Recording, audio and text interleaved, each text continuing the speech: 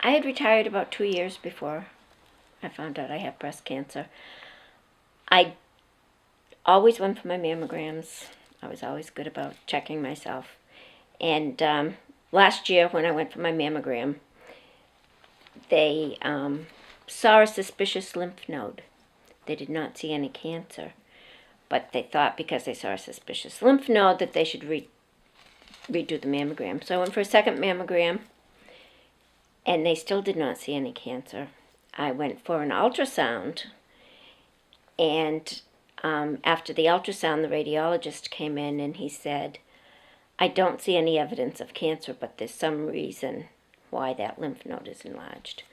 So one of the main things I like to get out there is not all breast cancer is found on a mammogram. And I think that too many of us feel that we went for a mammogram, we got an all clear for another year, and that's the end of it. And we really, if there's other stuff going on, I was physically exhausted all the time.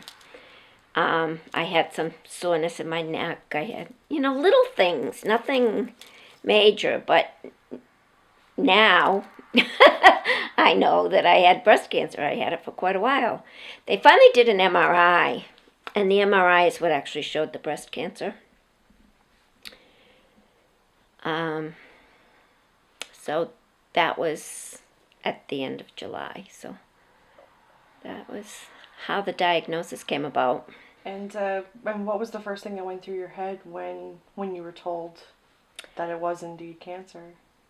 I wasn't surprised because I knew I didn't feel good. I just didn't know why. And I had said to my daughter, I don't know how many times, something's wrong with me. Something's wrong with me. And I did go to doctors, geez, there's some, which was probably lymph nodes, that, there was some soreness in my neck, da-da-da.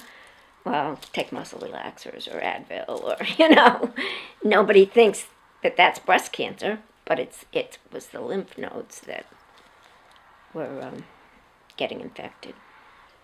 Well, first I had a mastectomy, and when they did that, they also took all of the lymph nodes out from under my arm.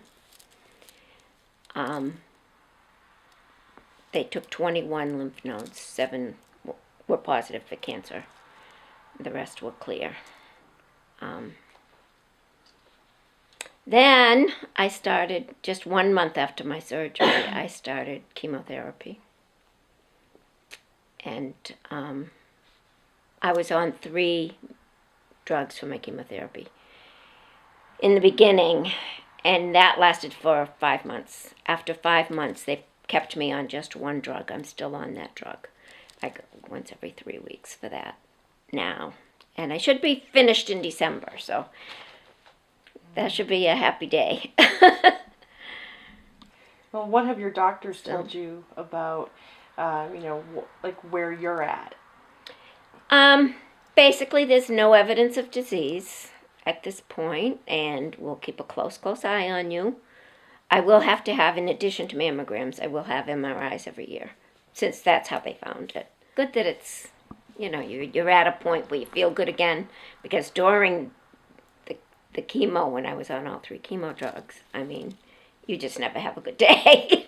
So it's great to feel good again and have some energy again and get out and do things again. And support is important. Support is very important. And how has your Find family, your support system. How has your family been there for you during this entire process? My friends and family, first of all, were there to take me to every appointment, they were my cheerleaders. they